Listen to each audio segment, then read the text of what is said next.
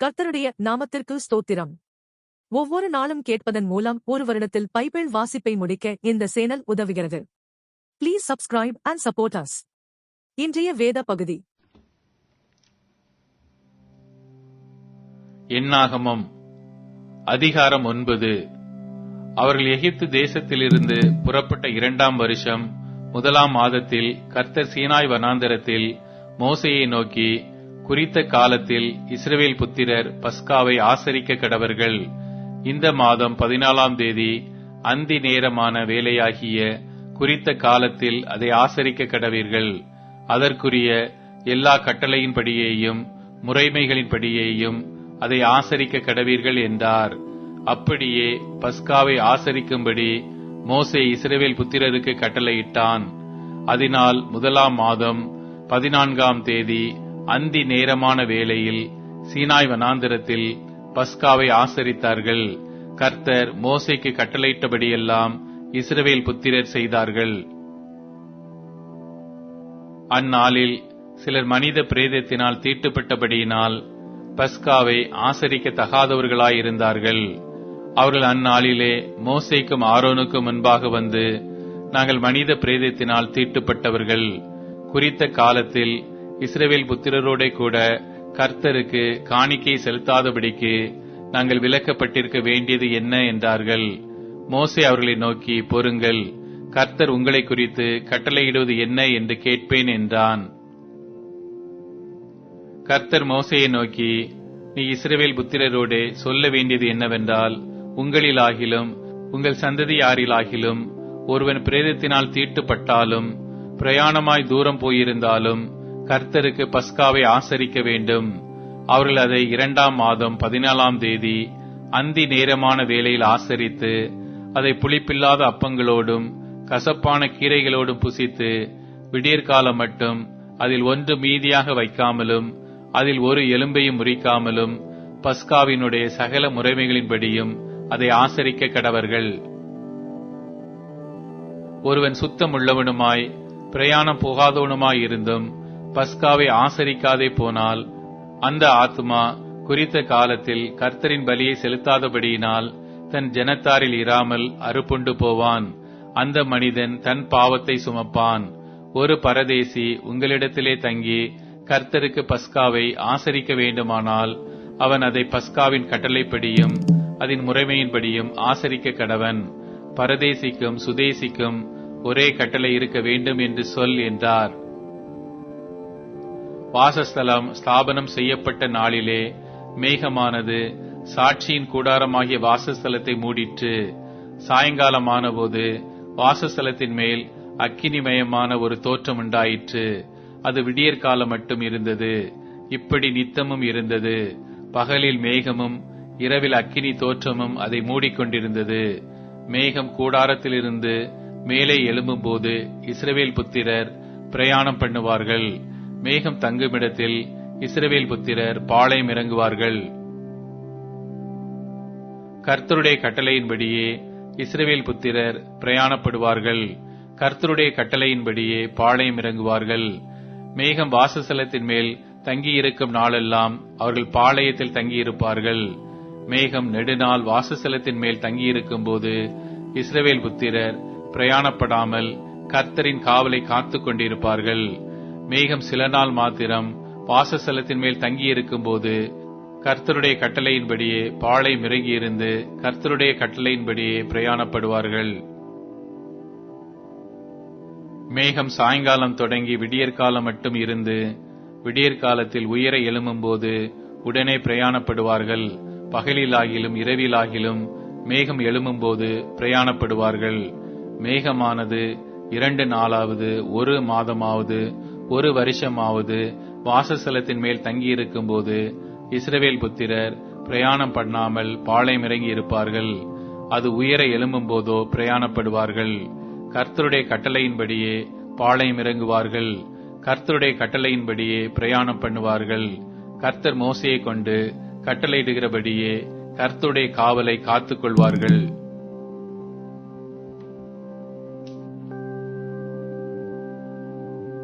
என்னாகமம் அதிகாரம் 10. கர்த்தர் மோசேயை நோக்கி, சபையை கூடி வரவழைப்பதற்கும் பாளையங்களை பிரயாணப்படுத்துவதற்கும் உபயோகமாக 2 வெள்ளி பூரிகைகளை செய்து கொள்வாயாக. அவைகள் ஒரே வெள்ளி தகட்டால் செய்யப்பட வேண்டும். அவைகளை ஊதும்போது சபையார் எல்லாரும் ஆசரிப்பு கூடார வாசலில் உன்னிடத்தில் கூடி வர வேண்டும். ஒன்றை மாத்திரம் ஊதினால் இஸ்ரவேலில் 1000 தலைவராகிய பிரபுக்கள் உன்னிடத்தில் கூடி வர கடவர்கள். நீங்கள் அவைகளை பெரும் தொனியாய் முழங்கும்போது கிழக்கே இறங்கி இருக்கிற பாளையங்கள் பிரயாணப்பட கடவது. அவைகளை நீங்கள் 2ஆம் தரம் பெரும் தொனியாய் முழக்கும்போது தெற்கே இறங்கி இருக்கிற பாளையங்கள் பிரயாணப்பட கடவது. அவர்களை பிரயாணப்படுத்துவதற்கு பெரும் தொனியாய் முழக்க வேண்டும். சபையை கூட்டுகிறதற்கு நீங்கள் ஊத வேண்டியதே அன்றி பெருந்தொனியாய் முழக்க வேண்டாம். ஆரோனின் குமாரராகிய ஆசாரியர் பூரிகைகளை ஊதக்கடவர்கள். உங்கள் தலைமுறை தோறும் இது உங்களுக்கு நித்திய கட்டளையாய் இருக்க கடவது. உங்கள் தேசத்தில் உங்களை துன்பப்படுத்துகிற சத்துருவுக்கு விரோதமாக யுத்தத்திற்கு போகும்போது பூரிகைகளை பெருந்தொனியாய் முழக்க கடவீர்கள்.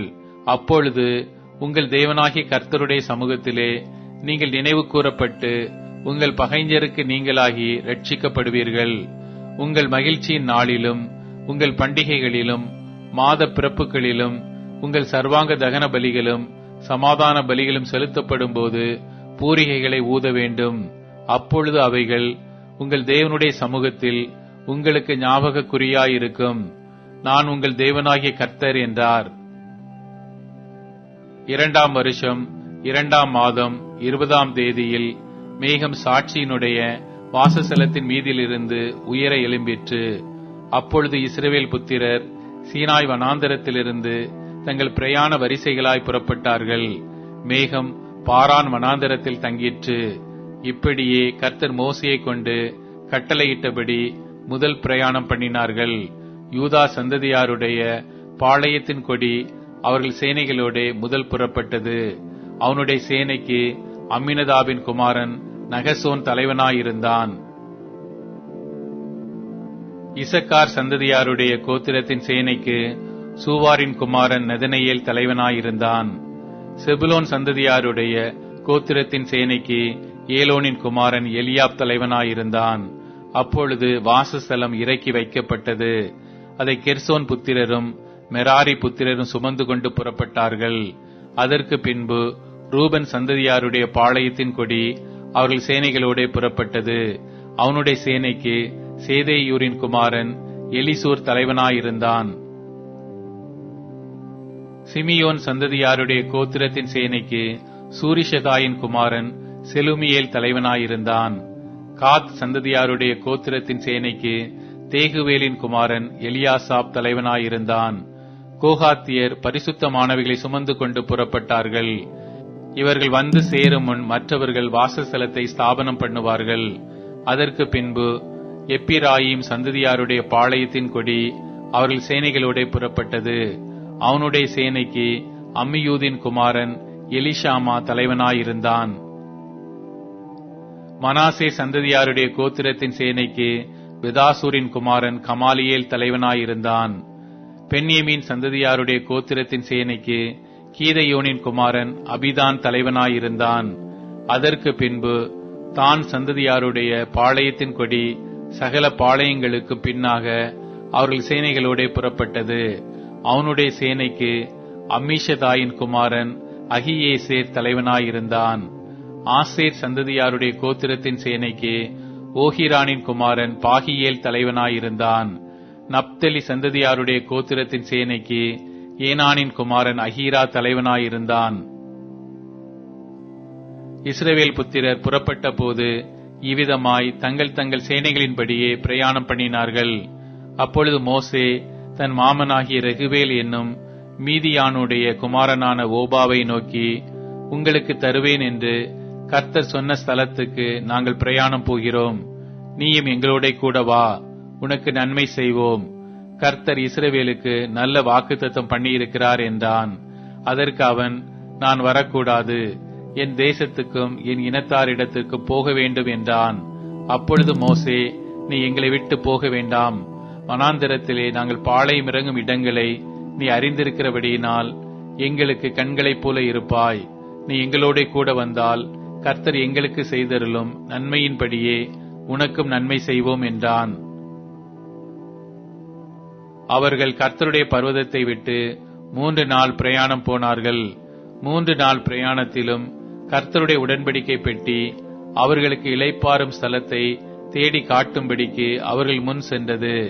அவர்கள் பாளையத்திலிருந்து பிரயாணம் போகிற போது கர்த்தருடைய மேகம் பகலில் அவர்கள் மேல் தங்கியிருந்தது. பெட்டியானது புறப்படும் போது மோசே, கர்த்தாவே எழுந்தருளும், உம்முடைய சத்துருக்கள் சிதறடிக்கப்படுவார்களாக, உம்மை பகைக்கிறவர்கள் உமக்கு முன்பாக ஓடிப்போவார்களாக என்பான். அது தங்கும்போது, கர்த்தாவே அநேக ஆயிரவர்களாகிய இஸ்ரவேலரிடத்தில் திரும்புவீராக என்று சொல்லுவான்.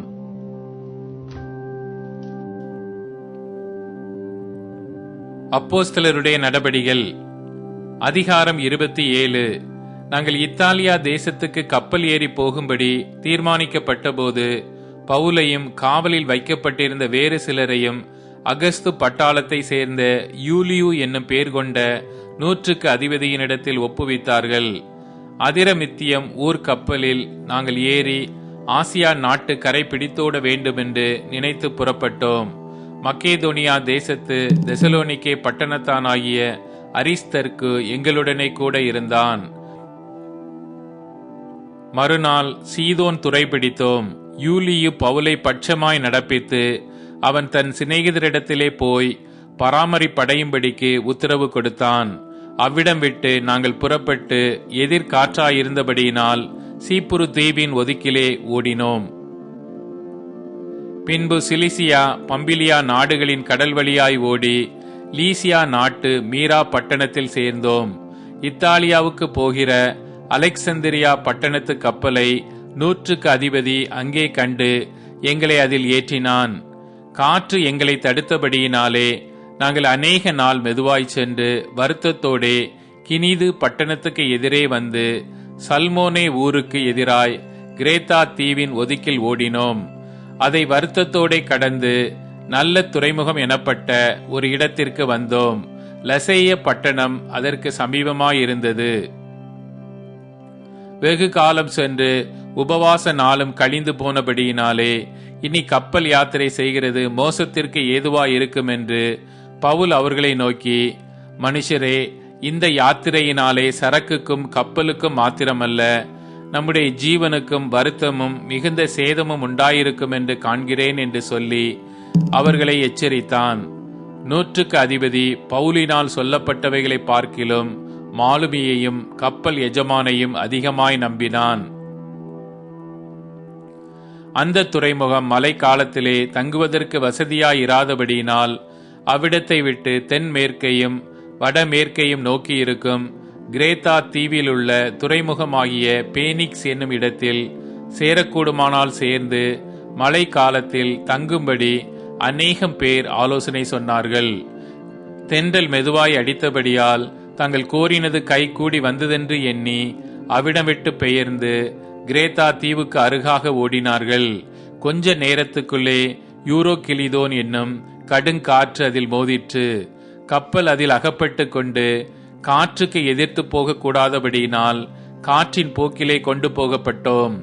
அப்படி கிளவுதா எனப்பட்ட ஒரு சின்ன தீவின் ஒதுக்கிலே ஓடுகையில் வெகு வருத்தத்தோடே படவை வசப்படுத்தினோம். அதை அவர்கள் தூக்கி எடுத்த பின்பு பல உபாயங்கள் செய்து கப்பலை சுற்றி கட்டி சொறி மணலிலே விழுவோம் என்று பயந்து பாய்களை இறக்கி இவ்விதமாய் கொண்டு போகப்பட்டார்கள். மேலும் பெருங்காற்று மழையில் நாங்கள் மிகவும் அடிபட்டபடியினால் மறுநாளில் சில சரக்குகளை கடலில் எறிந்தார்கள். 3ஆம் நாளிலே கப்பலின் தளவாடங்களை எங்கள் கைகளினாலே எடுத்து எறிந்தோம். அநேக நாளாய் சூரியனாவது நட்சத்திரங்களாவது காணப்படாமல் மிகுந்த பெருங்காற்று மழையும் அடித்து கொண்டிருந்தபடியினால் இனி தப்பி பிழைப்போம் என்னும் நம்பிக்கை முழுமையும் அற்றுப்போயிற்று.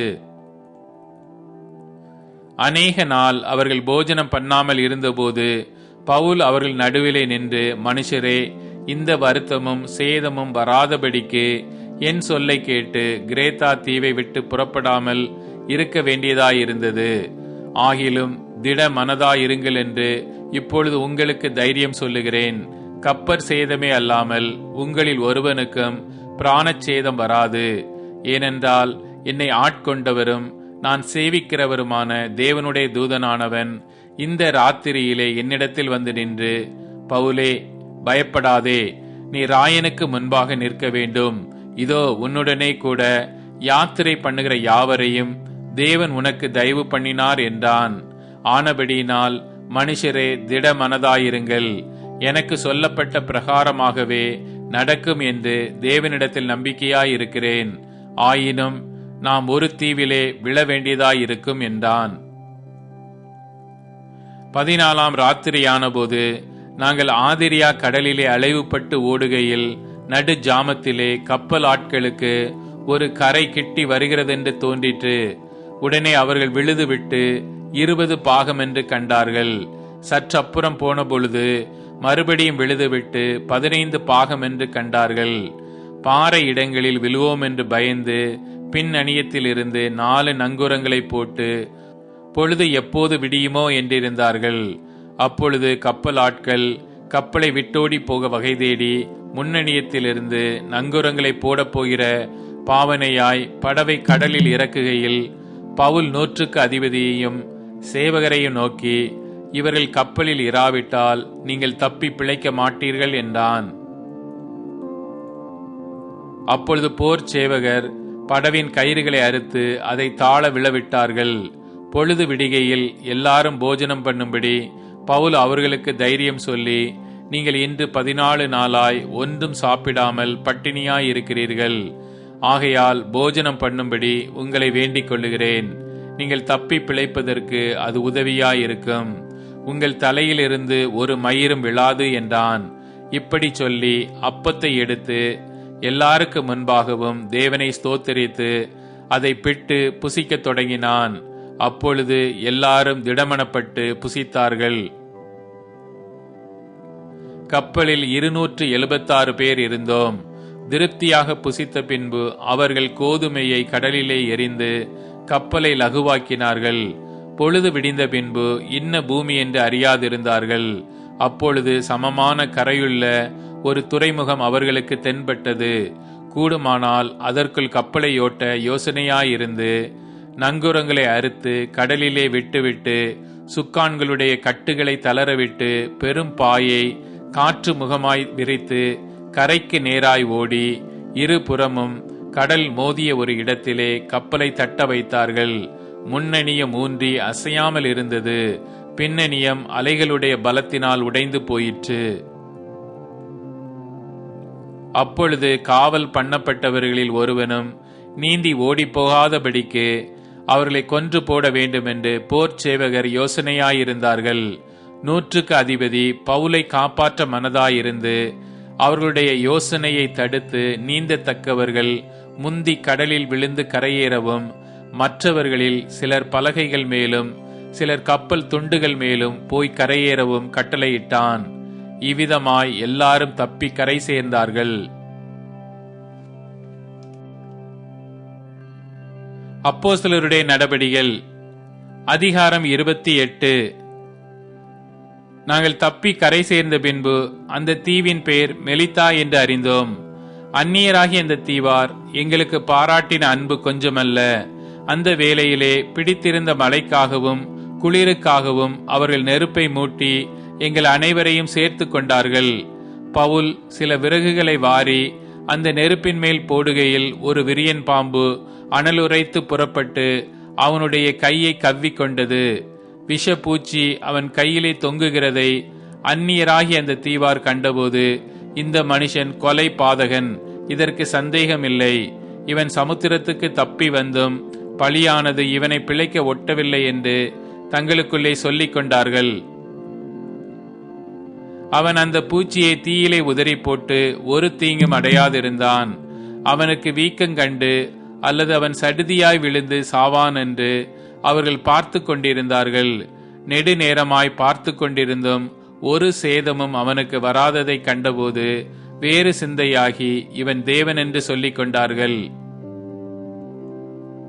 தீவுக்கு முதலாளியாகிய புபிலியு என்னும் பேர் கொண்டவனுடைய நிலங்கள் அந்த இடத்திற்கு சமீபமாயிருந்தது. அவன் எங்களை ஏற்றுக்கொண்டு 3 நாள் பட்சமாய் விசாரித்தான். புபிலியுவினுடைய தகப்பன் ஜுரத்தினாலும் இரத்த பேதியினாலும் வருத்தப்பட்டு கிடந்தான். பவுல் அவனிடத்திற்கு போய் ஜெபம் பண்ணி அவன் மேல் கைகளை வைத்து அவனை குணமாக்கினான். இது நடந்த பின்பு தீவிலே இருந்த மற்ற வியாதிக்காரரும் வந்து குணமாக்கப்பட்டார்கள். அவர்கள் எங்களுக்கு அநேக மரியாதை செய்து நாங்கள் கப்பல் ஏறி போகிற போது எங்களுக்கு தேவையானவைகளை ஏற்றினார்கள். 3 மாதம் சென்ற பின்பு அந்த தீவிலே மழைக்காலத்திற்கு தங்கியிருந்த மிதினம் என்னும் அடையாளமுடைய அலெக்சந்திரியா பட்டணத்து கப்பலிலே நாங்கள் ஏறி புறப்பட்டு சீரக்கூசா பட்டணத்தை சேர்ந்து அங்கே 3 நாள் தங்கினோம். அவ்விடம் விட்டு சுற்றியோடி ரேகியு துறைமுகத்துக்கு வந்து சேர்ந்தோம். மறுநாளிலே தென்றற் காற்றெடுக்கையில் புறப்பட்டு 2ஆம் நாள் புத்தேயோலி பட்டணத்திற்கு வந்து அங்கே சகோதரரை கண்டோம். அவர்கள் எங்களை 7 நாள் தங்கிடத்தில் இருக்கும்படி வேண்டிக் கொண்டார்கள். அந்தப்படி நாங்கள் இருந்து பின்பு ரோமாபுரிக்கு போனோம். அவ்விடத்திலுள்ள சகோதரர்கள் நாங்கள் வருகிற செய்தியை கேள்விப்பட்டு சிலர் அப்பியூபுரம் வரைக்கும் சிலர் 3 சத்திரம் வரைக்கும் எங்களுக்கு எதிர்கொண்டு வந்தார்கள். அவர்களை பவுல் கண்டு தேவனை ஸ்தோத்திரித்து தைரியமடைந்தான். நாங்கள் ரோமாபுரியில் சேர்ந்தபோது 100க்கு அதிபதி தன் காவலில் இருந்தவர்களை சேனாபதியினிடத்தில் ஒப்புக் கொடுத்தான். அப்பொழுது பவுல் தன்னை காத்திருக்கிற சேவகனுடனே தனித்து குடியிருக்கும்படி உத்தரவு பெற்றுக் கொண்டான். 3 நாளைக்கு பின்பு பவுல் யூதரில் பிரதானமானவர்களை வரவழைத்தான்.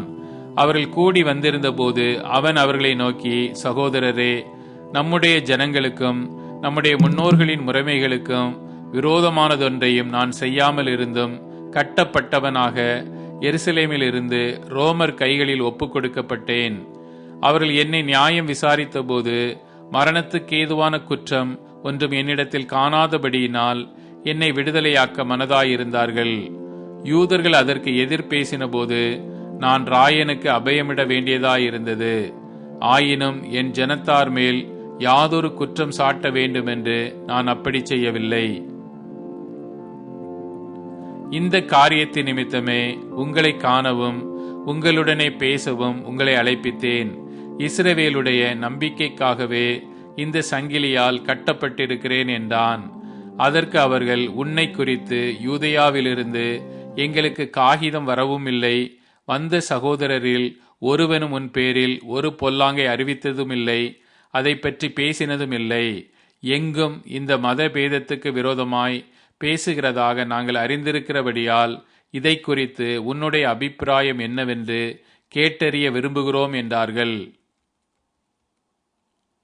அதற்காக அவர்கள் ஒரு நாளை குறித்து அநேகம் பேர் அவன் தங்கியிருந்த வீட்டிற்கு அவனிடத்தில் வந்தார்கள். அவன் காலமே தொடங்கி சாயங்காலம் மட்டும் மோசேயின் நியாயப்பிரமாணத்திலும் தீர்க்க தரிசிகளின் ஆகமங்களிலும் இருந்து இயேசுவுக்கடுத்த விசேஷங்களை அவர்களுக்கு போதித்து தேவனுடைய ராஜ்யத்தை குறித்து சாட்சி கொடுத்து விஸ்தரித்து பேசினான். அவன் சொன்னவைகளை சிலர் விசுவாசித்தார்கள், சிலர் விசுவாசியாதிருந்தார்கள். இப்படி அவர்கள் ஒருவரோடொருவர் ஒவ்வாமல் இருந்து புறப்பட்டு போகையில் பவுல் அவர்களுக்கு சொன்ன வாக்கியமாவது, நீங்கள் காதார கேட்டும் உணராதிருப்பீர்கள், கண்ணார கண்டும் பாராதிருப்பீர்கள். இவர்கள் கண்களினால் காணாமலும் காதுகளினால் கேளாமலும் இருதயத்தினால் உணர்ந்து குணப்படாமலும் நான் இவர்களை ஆரோக்கியமாக்காமலும் இருக்கும்படிக்கு இந்த ஜனத்தின் இருதயம் கொழுத்திருக்கிறது. காதுகளினால் மந்தமாய் கேட்டு தங்கள் கண்களை மூடிக்கொண்டார்கள் என்று இந்த ஜனத்திடத்தில் போய் சொல்லு என்பதை பரிசுத்த ஆவி ஏசாயா தீர்க்கதரிசியை கொண்டு நம்முடைய பிதாக்களுடனே நன்றாய் சொல்லி இருக்கிறார். ஆதலால் தேவனுடைய இரட்சிப்பு புற ஜாதியாருக்கு அனுப்பப்பட்டிருக்கிறதென்றும் அவர்கள் அதற்கு செவி கொடுப்பார்கள் என்றும் உங்களுக்கு தெரிந்திருக்க கடவது என்றான். இப்படி அவன் சொன்ன பின்பு யூதர்கள் தங்களுக்குள்ளே மிகவும் தர்க்கம் பண்ணிக்கொண்டு போய்விட்டார்கள். பின்பு பவுல் தனக்காக வாடகைக்கு வாங்கியிருந்த வீட்டிலே 2 வருஷம் முழுவதும் தங்கி தன்னிடத்தில் வந்த யாவரையும் ஏற்றுக்கொண்டு மிகுந்த தைரியத்துடனே தடையில்லாமல் தேவனுடைய ராஜ்யத்தை குறித்து பிரசங்கித்து கர்த்தராகிய இயேசு கிறிஸ்துவை பற்றிய விசேஷங்களை உபதேசித்துக் கொண்டிருந்தான். சங்கீதம் அதிகாரம் 64. தேவனே, என் விண்ணப்பத்தில் என் சத்தத்தை கேட்டருளும். சத்துருவால் வரும் பயத்தை நீக்கி என் பிராணனை காத்தருளும். துன்மார்க்கர் செய்யும் இரகசிய ஆலோசனைக்கும் அக்கிரமக்காரருடைய கலகத்துக்கும் என்னை விலக்கி மறைத்தருளும். அவர்கள் தங்கள் நாவை பட்டயத்தைப் போல் கூர்மையாக்கி மறைவுகளில் உத்தமன் மேல் எய்யும் பொருட்டு கசப்பான வார்த்தைகளாகிய தங்கள் அம்புகளை நாணேற்றுகிறார்கள். சற்றும் பயமின்றி சடுதியில் அவன் மேல் ஏய்கிறார்கள். அவர்கள் பொல்லாத காரியத்தில் தங்களை உறுதிப்படுத்திக் கொண்டு மறைவான கண்ணிகளை வைக்க ஆலோசனை பண்ணி அவைகளை காண்பவன் யார் என்கிறார்கள். அவர்கள் நியாயக்கேடுகளை ஆராய்ந்து தேடி தந்திரமான யோசனை நிறைவேறும்படி பிரயத்தனம் பண்ணுகிறார்கள். அவர்களில் ஒவ்வொருவருடைய உட்கருத்தும் இருதயமும் ஆழமாயிருக்கிறது. ஆனாலும் தேவன் அவர்கள் மேல் அம்புகளை எய்வார். சடுதியாய் அவர்கள் காயப்படுவார்கள். அவர்கள் தள்ளப்பட்டு கீழே விழும்படி அவர்கள் நாவுகளே அவர்களை கெடுக்கும். அவர்களை காண்கிற யாவரும் ஓடிப்போவார்கள். எல்லா மனுஷரும் பயந்து தேவனுடைய செயலை அறிவித்து அவர் கிரியையை உணர்ந்து கொள்வார்கள். நீதிமான் கர்த்தருக்குள் மகிழ்ந்து அவரை நம்புவான். செம்மையான இருதயமுள்ளவர்கள் யாவரும் மேன்மை பாராட்டுவார்கள். இப்போது டியூன், ஸ்பாட்டிஃபை, அமேசான் மியூசிக் மற்றும் யூடியூப் மியூசிக் ஆகியவற்றில் நமது பைபிள் 365 சேனல் கிடைக்கிறது. ஃபாலோ பண்ணுங்க.